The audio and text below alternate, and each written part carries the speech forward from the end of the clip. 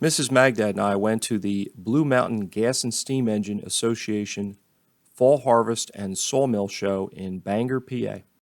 Everybody just calls it Jacktown.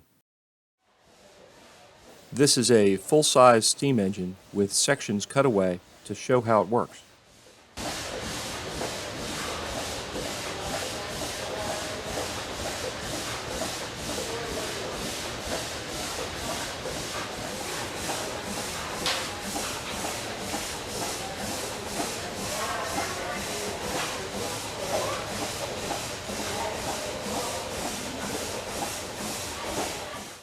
Here's a steam engine operating a reciprocating saw.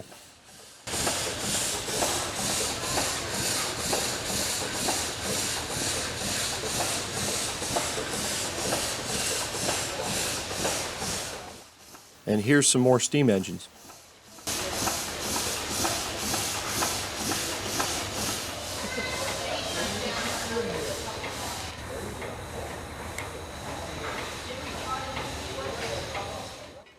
There was a print shop set up across from the steam engines.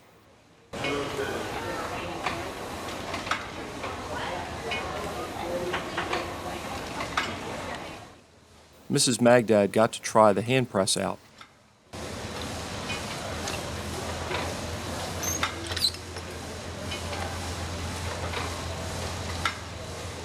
Oh, you got a dud. All right, Mrs. Magdad, second try.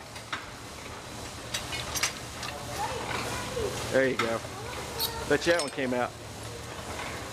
How's it look? All right, you got a souvenir. Mrs. Magdad and I got a kick out of this gentleman's interactive display. Give it a spin. All right, so you design for Harley Davidson. Give it a spin.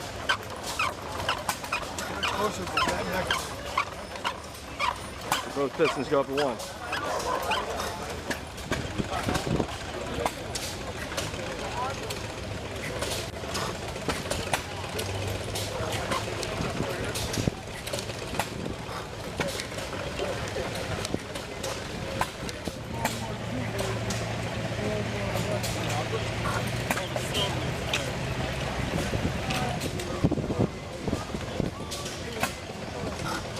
Let's try the next one.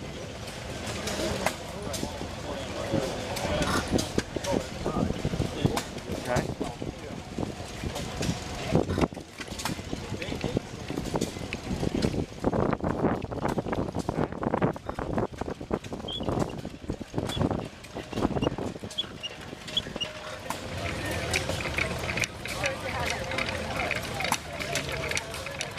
Okay.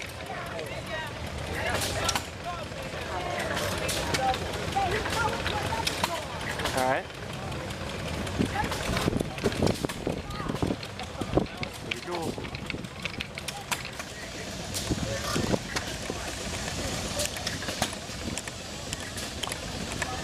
All right, guys.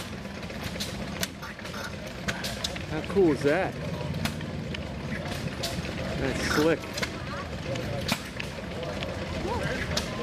Hours of fun.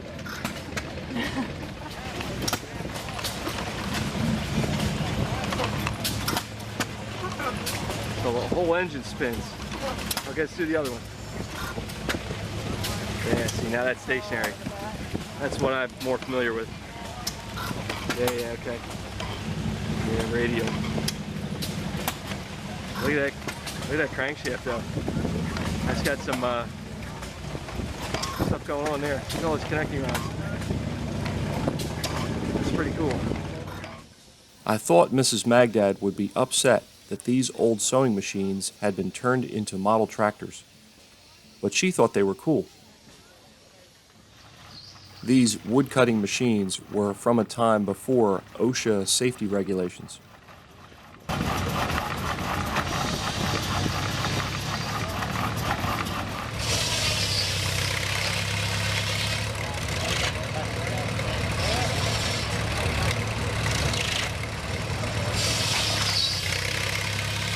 Watch your fingers.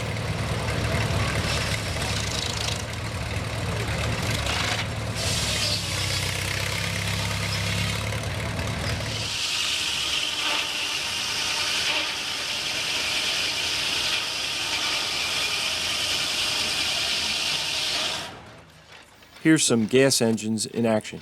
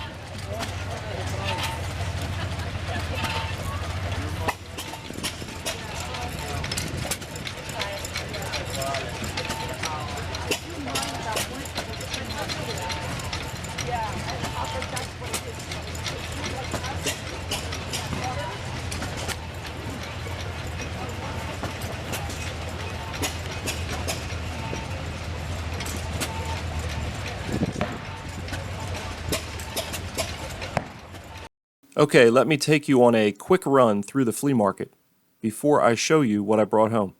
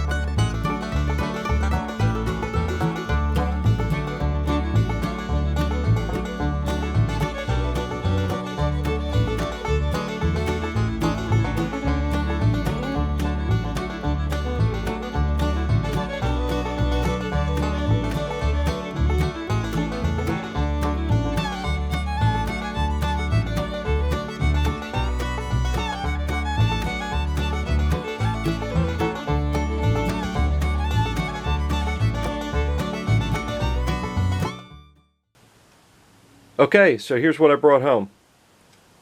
I spent $18. The most expensive item would be these two ratchets together. I think I paid $8 for the two of them. This big beefy screwdriver is a Wizard. I know a fellow that likes Wizard tools. That should be right up his alley.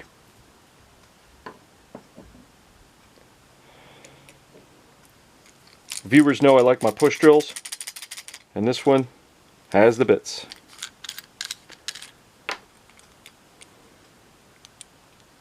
think it has a couple more modern twist drill. Usually these push drills come with these type of bits.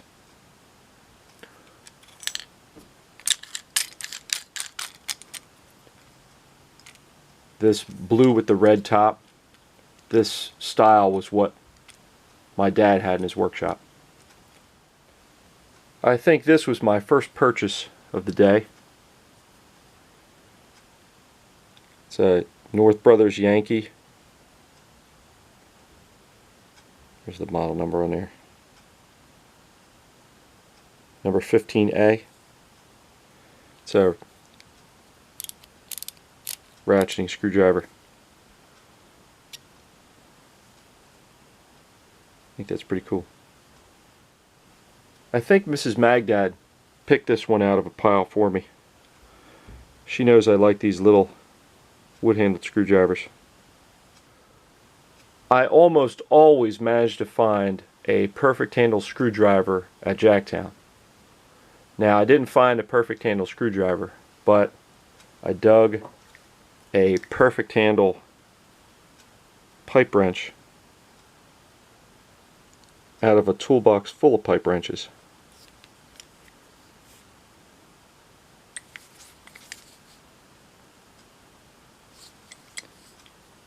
Seems relatively straight. I thought these needle nose would be a good Evaporust challenge. I didn't recognize the name on them. Rugol. I think I saw when I brought it home inside one of these handles. I think that says Japan.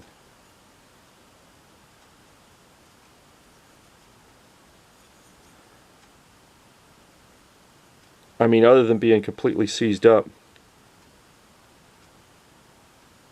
they don't look like they're very worn. I found another SK ratchet, 45-170. That's a 3/8 drive. I also found a Proto. I think it's 5249. Now this ratchet looks a lot like a Proto. The little bit I read online when I got home, this P&C, I believe they were bought by Proto. So it's no surprise it looks like a Proto. The model number there? I don't know what that is there. Yeah, there's a model number. There you go. I thought this plumb bob was unique. It's got these ribs on it. I guess that's to keep it from wanting to roll. I found that it's a Stanley. And I believe I saw a number there. Stanley number 171. We ran into Kirk and his wife Kathy. They came all the way from Oregon to Jacktown. Now Kirk knows I like pocket knives, and he brought me this gem.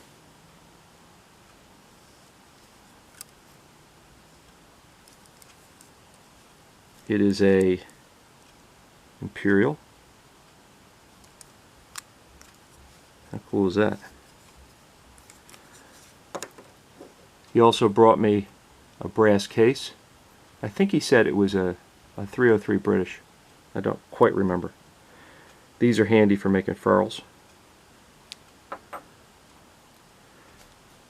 Thank you very much, Kirk. It was nice meeting you and your wife. I also met up with Dave, who goes by LV Woodturner on YouTube, and he brought me this nice Fuller brace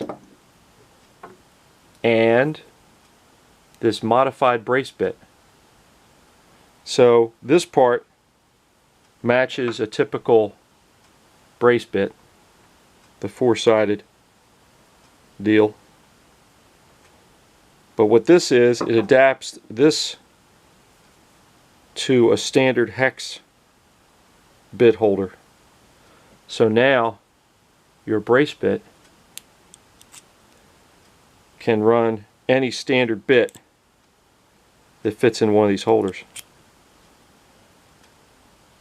That's pretty clever, huh? Thanks, Dave. Mrs. Magdad is into quilting.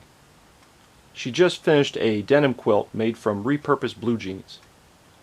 She's always on the lookout for cheap used jeans at the sales. She found these big men's jeans for $1 a pair. They got to be a 40, maybe a 44-inch waist, something like that. And they look basically unused. It's hard to beat $1 a pair. Mrs. Magdad and I had a lot of fun at the show. I hope you enjoyed the video.